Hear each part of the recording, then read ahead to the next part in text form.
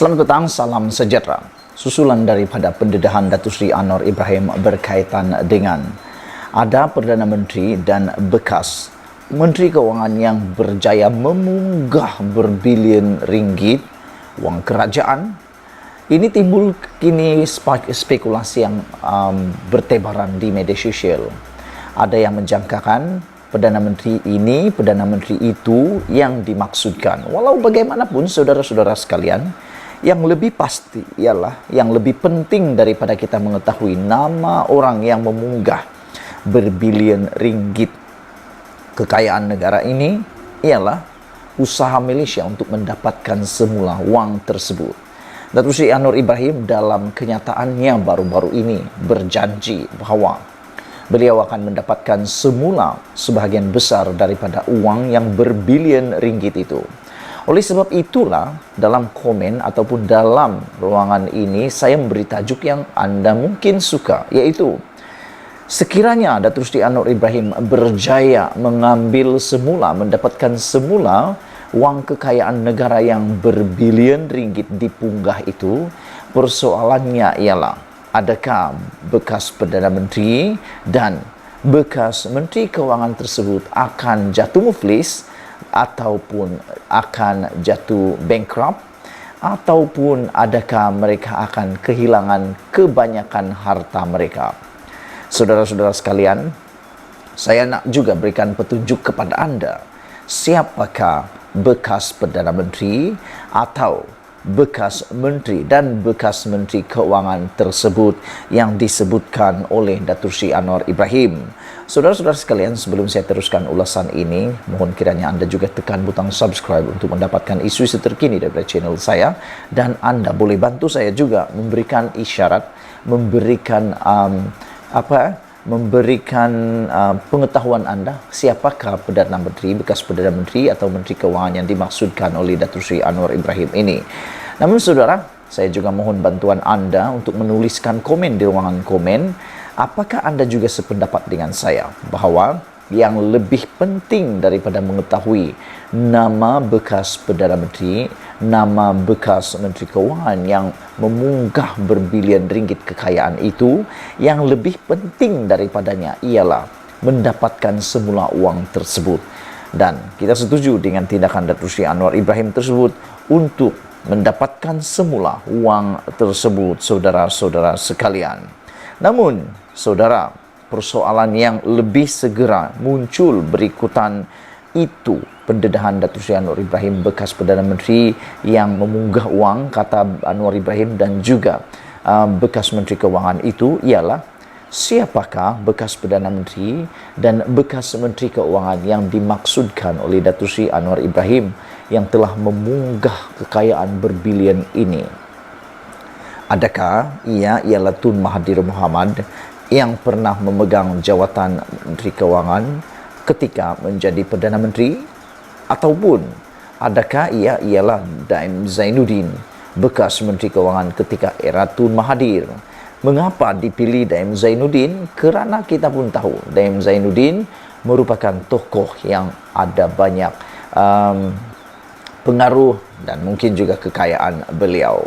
Saudara-saudara sekalian, namun demikian, jangan dilupai, adakah Anwar Ibrahim juga merujuk kepada Najib Razak yang ketika menjadi Perdana Menteri juga merupakan memegang jawatan Menteri Keuangan? Ataukah ia adalah Muhyiddin Mat Yassin yang ketika menjadi Perdana Menteri telah menguatkuasakan darurat, lalu banyak perbelanjaan kerajaan telah pun dibelanjakan dan meragukan?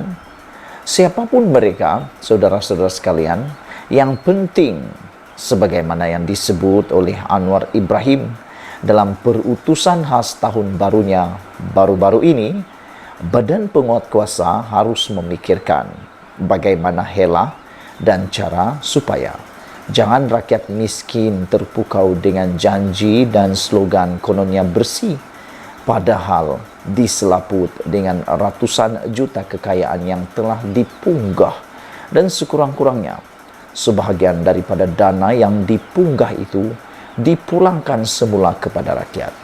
Ini benar-benar merupakan azam tahun baru yang pelakunya serta pengembalian dana yang dipunggah itu dapat disaksi sendiri rakyat akhirnya. Jika tidak, putusan as dalam masjid malam tadi tidak bermakna apa-apa.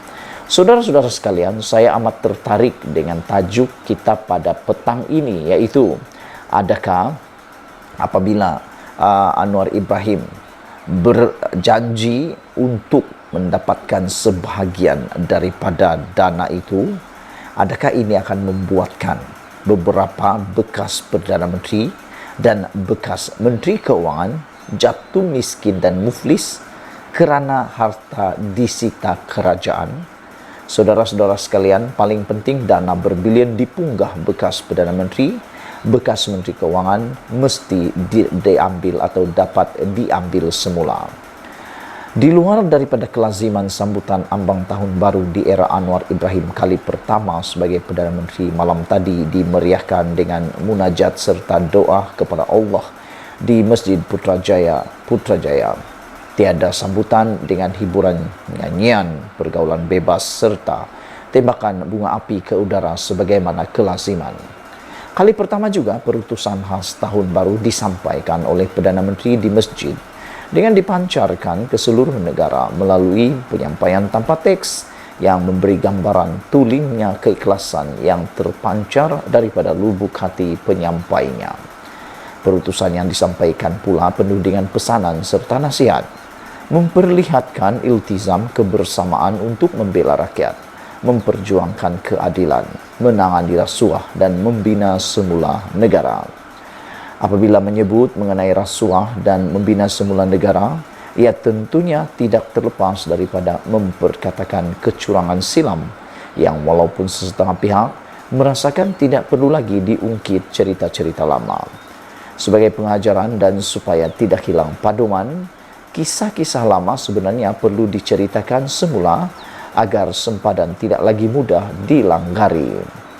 Saudara, kalau ada kesan pribadi kepada saya boleh maafkan, malah saya telah maafkan menurut Datuk Seri Anwar Ibrahim. Namun ini bukan soal politik kepartian, ini tugas rakyat Malaysia. Kalau nak jamin negara ini selamat, kata Anwar, mengenai sikapnya yang tidak akan membiarkan perkara lalu berlalu begitu sahaja. Perdana Menteri seterusnya berkata, negara akan selamat, terangkat martabat serta harakatnya jika semua pihak mempunyai tekad untuk menghentikan amalan salah guna kuasa dan rasuah. Menurut Anwar, kerajaan yang dipimpinnya akan menamatkan amalan rasuah yang didakwanya menggunakan kepimpinan politik dan kedudukan dalam kerajaan sebagai kesempatan untuk memunggah kekayaan. Itulah saudara-saudara sekalian, paling penting dana berbilion dipunggah bekas Perdana Menteri, bekas Menteri Keuangan itu mesti dapat diambil semula. Siapakah yang akan jatuh miskin, yang akan jatuh muflis, bankrupt selepas ini? Kita tunggu dramanya. Malaysia kita punya, kita jaga sama-sama cintai Malaysiaku. Bye-bye.